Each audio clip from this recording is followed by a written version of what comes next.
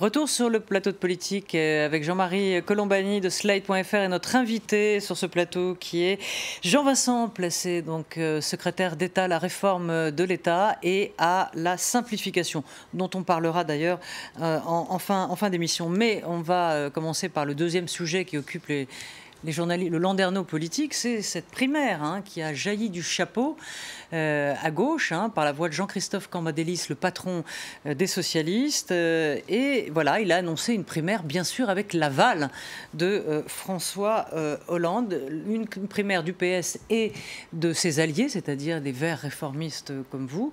J'imagine que vous allez y participer, non pas peut-être vous, mais ça se jouera entre des personnalités de votre mouvement, l'UDE, l'Union des écologistes? Alors, moi déjà j'ai une position particulière, mais je comprends ce qui a été décidé par Jean-Christophe Cambadélis, parce que je pense que depuis le début, que si le président de la République sortant souhaite se représenter, lui, il a une légitimité supérieure à tout le monde. Il a été élu directement par les Françaises et les Français. Donc, le refaire passer par la moulinette d'une primaire interne, quelque part, à la gauche et aux écologistes, avec le statut de président de tous les Français, ça ne me paraît pas conceptuellement totalement logique. Bon. Après, il y a la vie politique. La vie politique, c'est les partis aussi. Et la décision de Jean-Christophe Cambadélis, je crois, dans le respect des statuts du Parti socialiste, de faire et d'organiser cette primaire, à un calendrier qui incontestablement n'est pas en opposition avec ce qui pourrait être le calendrier du chef de l'État, et dans le cadre d'un périmètre de la gauche gouvernementale, parce que ce serait quand même particulier d'aller, d'ailleurs, et ELV et le PCF sont déjà partis, faire une primaire avec des gens qui disent dès le départ, nous, on veut bien faire une primaire anti-gouvernementale, et si le président de la République est candidat et s'il gagne, on ne le soutiendra pas. Donc ça, je ne vois pas trop quel est l'aspect démocratique de la démarche. Donc c'est en ce sens-là, je pense qu'au-delà de l'aspect principal que j'ai rappelé au début, que la proposition la décision du Parti socialiste de ce week-end a une cohérence. Et elle tue dans l'œuf certaines candidatures comme celle de Macron ou de Valls. Si François Hollande est forcément moi, je sais que ce sont les antiennes et puis les gimmicks journalistiques, mais je n'ai jamais pensé un seul instant qu'à partir du moment où le président de la République était candidat de nouveau, il puisse y avoir son Premier ministre, et encore moins un membre de son gouvernement qui candidate. À un moment, quand on est au gouvernement, on est solidaire de la politique du gouvernement, on est sous l'autorité du Premier ministre et sous celle, évidemment, du chef de l'État. Donc après, je sais qu'aujourd'hui, on est un peu dans un désordre permanent des uns et des autres, mais voilà, moi je suis plutôt pour le coup assez simple. Vous n'avez pas répondu à ma question. Si, j'allais y arriver sur les partenaires. Donc je crois que le Parti radical de gauche réfléchit par rapport à cette primaire. Alors, nous sommes réunis dans ce que nous avons appelé la Belle Alliance Populaire, la BAP, avec mes amis de l'Union des démocrates et des écologistes, alors avec les amis écologistes de François de Rugy et plus démocrates de Jean-Luc Benamias, et pour les avoir vus, je crois que tous les deux réfléchissent à pouvoir se lancer. Je pense que ça pourrait avoir une forme de cohérence dans le périmètre de cette primaire, car c'est bien qu'un écologiste, et François de Rugy incontestablement l'est depuis bien longtemps, et il représente très dignement ses idées, il est vice-président de l'Assemblée nationale aujourd'hui, et c'est un écologiste de longue date. Et puis Jean-Luc Benamias, qui a été vice-président du MoDem, donc qui est un démocrate, un centriste, et également écologiste, qu'il y ait une diversité de candidatures, c'est, je crois, l'intérêt de cette primaire si elle s'organise réellement en janvier prochain. En fait, j'ai deux questions. Une qui est plus une remarque, parce qu'on a beaucoup insisté sur l'aspect tactique de la manœuvre de Jean-Christophe Cambadélis, puisqu'en effet, ça a surpris tout le monde et ça donne du temps. Mais en même temps, on a sous-estimé l'aspect prise de risque pour François Hollande s'il était candidat à cette primaire. Parce que pour le moment, vis-à-vis d'une population de sympathisants, il n'est pas majoritaire. Et donc, je veux dire, il y a là une prise de risque extrêmement surprenante pour un président sortant. Vous pensez qu'un Hamon ou un Montebourg pourrait faire de l'ombre à François Hollande? Je n'en sais rien. Là, Emmanuel Macron, pour préparer ma réponse, j'essaie de ne pas trouver quelque chose d'offensant pour entre guillemets un petit pays footballistique. Mais je vais vous faire une phrase très simple que vous allez bien comprendre, c'est que pour se dire qu'il faut battre l'Allemagne en finale, logiquement, c'est pas peut-être très dérangeant de faire le premier tour contre l'Andorre. Voilà. Donc la logique tout de même, bon, avec le respect que j'ai pour la République la logique footballistique et la logique politique ne sont pas nécessairement conciliables. Et je pense que c'est une idée qui a été dans l'esprit de Jean-Christophe Cambadélis, même si je ne veux pas faire l'exégèse des propos de Jean-Christophe Cambadélis, c'est qu'à partir du moment où on veut gagner la présidentielle française, président de la République sortant, ce qui n'est pas mon point de vue personnel, donc je vous l'ai dit au départ de la réponse de cette question, et logiquement, pour être président de la République, on peut se dire qu'on peut battre les uns ou les autres, je n'en citerai pas, dans une primaire de la gauche et des écologistes qui en plus soutiennent le gouvernement. Pour le moment, c'est une victoire. Pour le moment, c'est hors de propos. Mais bon, ça, c'est un autre sujet. Mais alors, revenons un petit peu. Monsieur Colombani, sans vous taquiner excessivement, pour le moment, j'ai une photographie d'aujourd'hui. Un an avant les présidentielles, notamment de 95, il y avait un grand journal du soir qui titrait sur la certitude de victoire de Monsieur Balladur. Pas sur la certitude, mais sur le fait que l'opinion. Je ne veux pas vous taquiner excessivement. Sur le fait que l'opinion semblait avoir en effet. Mais Jacques Chirac, décembre 94, est à 12% en intention de vote de premier tour. Donc tout ça, on sait. Et la courbe se croise mi-février avec M. Balladur. C'est un sprint, la présidentielle. Exactement. Mais cela dit, les écologistes, comment expliquez-vous, d'abord, qui représente aujourd'hui les écologistes? Vous êtes quelques-uns au gouvernement, mais il y a aussi la tendance de Madame Duflot. Et les écologistes, comment expliquez-vous cette lente dérive qui font que, j'allais dire, le parti maintenu, et Europe Écologie Les Verts, est devenu une sorte d'annexe aussi de l'extrême gauche. Comment expliquer cette dérive alors même que l'écologie a triomphé en décembre? Sinon, la COP21 n'a aucun sens. La COP21, c'était quand même un événement planétaire qui aurait dû réjouir tous les écologistes. On entend toujours de ce côté-là dire pique-pente d'un gouvernement qui... donc l'écologie n'a peut-être plus grand-chose à voir dans ces manœuvres-là. Donc où en sommes-nous Comment comprendre les choses? Et ça a été mon combat pendant 15 ans, donc quelque part, moi je suis assez triste de ce qui se passe, parce que 15 ans de combat pour essayer justement de faire travailler tous les écologistes ensemble, y compris d'ailleurs des écologistes du centre, ou même ceux qui pourraient se retrouver au centre droit. Moi je cite toujours Nathalie Kosciusko-Morizet, Chantal Joanneau, Jean-Louis Borloo. Je ne vois pas très bien pourquoi on ne pourrait pas les créditer de ce qu'ils ont fait pour l'écologie dans ce pays, le Grenelle, les différentes lois qui ont été réalisées et que nous avons amplifiées. Donc moi, je n'oublie rien de ce parcours-là, et je pense que ce qui est très important dans l'idée écologiste, c'est qu'on veut sauver la planète, on aime la biodiversité, donc il faut essayer de travailler avec toutes celles et tous ceux qui ont en partage ces valeurs-là. Oui. Et d'évidence aussi, il y a eu toujours, on parlera peut-être du référendum de Notre-Dame-des-Landes, il y a toujours eu une vision extrêmement contestataire, gauchiste, révolutionnaire de l'écologie. Elle a toujours existé, et moi, quand j'étais chez les Verts, j'avais réussi à la rendre minoritaire. Mais je ne leur dénie pas le fait que ce sont des écologistes sincères sur les objectifs pour la planète. Mais est-ce qu'au nom d'évidence, ils ont choisi un repli absolu, provoqué par la capacité à affronter les contraintes du pouvoir. En France, c'est une réalité, ça aussi. Est-ce que vous parliez tout à l'heure de Nathalie Kosciusko-Morizet, c'est elle qui a influencé Chirac sur le fameux principe de précaution, bien sûr. Par exemple, est-ce que vous considérez, ou gaz de schiste par exemple, est-ce que vous considérez que le principe de précaution est parfois aussi un obstacle à la recherche sur ce qu'on pourrait trouver en matière aussi d'écologie? Est-ce qu'au nom du principe d'écologie, on ne recherche même pas scientifiquement ce que pourraient apporter d'autres techniques? Il ne peut pas y avoir de principe de précaution absolue, et il ne peut pas y avoir de risque zéro. D'ailleurs, il n'y en a pas de risque zéro. Donc c'est pour ça que moi, je suis également le promoteur d'une écologie entrepreneuriale.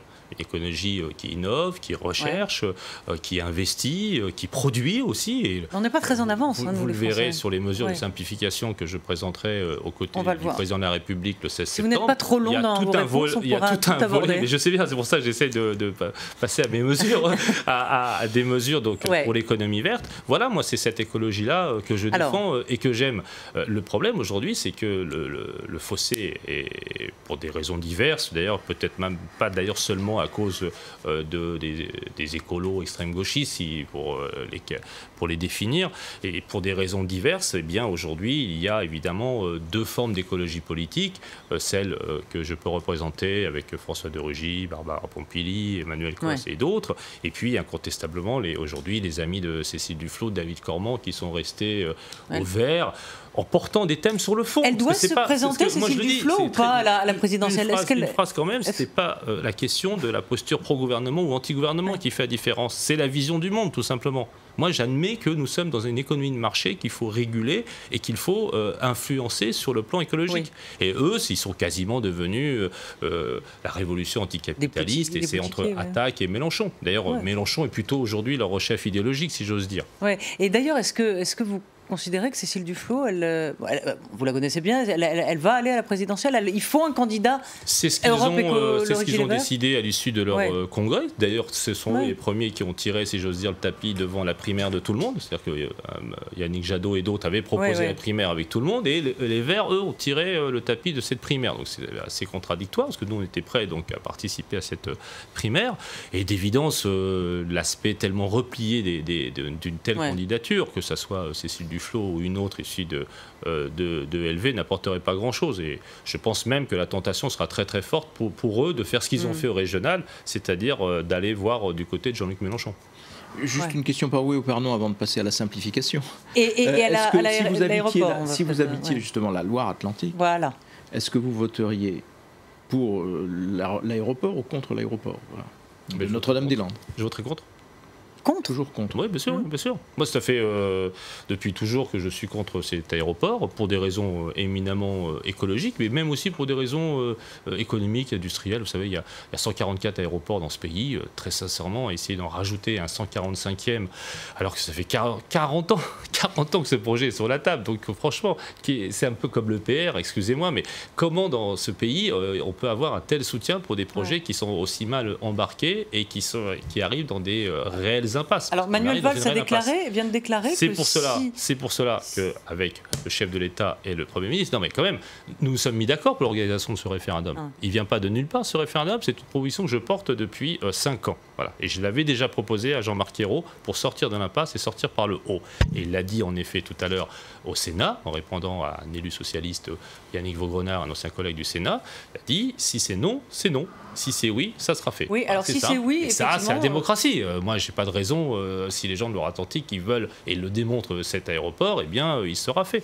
Oui, alors si le oui l'emporte, le problème, c'est que les A10 ne vont peut-être pas baisser la garde si vite. Le Premier ministre a dit les choses très claires. Et il faudra les travaux allaient commencer à l'automne. Moi, je pense que le non va l'emporter. Voilà, donc je ne m'inscris pas dans la défaite de ma propre position. Mais en revanche, les choses sont claires. Et c'est d'ailleurs ce dont nous sommes convenus avec le Président et le Premier ministre. Il y a une liberté de parole des ministres écologistes sur le sujet. Pour ma part, bien sûr, je n'irai pas sur le terrain faire campagne. J'ai pour le coup beaucoup de travail à faire sur la réforme de l'État et la simplification. Les pertes que vous lancez sont tellement énormes que je vais enfin la saisir. Et figurez-vous que je vais poser une question à Jean-Marie pour pouvoir commencer ce débat. Jean-Marie, est-ce que vous ressentez dans votre vie quotidienne que les choses, avec l'administration française, vous semblent simplifiées? Non, ça paraît être une tâche absolument monstrueuse, parce que toujours annoncée, toujours réclamée, jamais accomplie, jamais abouti. Alors il y a en effet dans la vie quotidienne des éléments de simplification dans les démarches administratives, etc. Mais on n'a pas l'impression que l'administration elle-même, que l'organisation elle-même se décomplexifie. Au contraire, on a l'impression, comme toujours en France, que les échelons s'ajoutent aux échelons.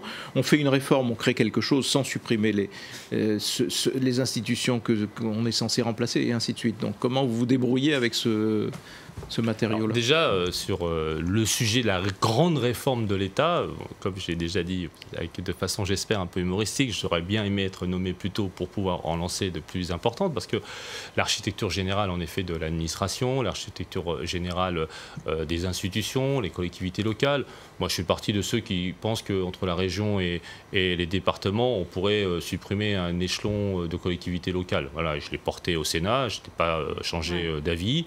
Je pense aussi, vous l'avez entendu, que pour la fabrique de la loi, parce que la loi complexifie énormément. J'entends toujours, notamment certains collègues sénateurs, paraît-il libéraux, mais qui créent des amendements minute après minute. Je leur dis, mais sur des sujets économiques, par exemple, on passe de 100 articles à 300. Non, mais donnez-nous des exemples concrets de votre simplification. Vous faites quoi? Donc, c'est que les grands sujets généraux, ils sont importants, et je n'essaie d'embrouiller personne, et j'en arrive au dossier, c'est que, à la différence de ce qui a été fait par rapport à la droite, la révision générale des politiques publiques, la RGPP, CPP, qui était une espèce de coupe sombre dans l'administration et dans les crédits, ce qui d'ailleurs est de nouveau proposé par l'ensemble des protagonistes, Juppé, Fillon, Sarkozy, si ils gagnaient l'année prochaine.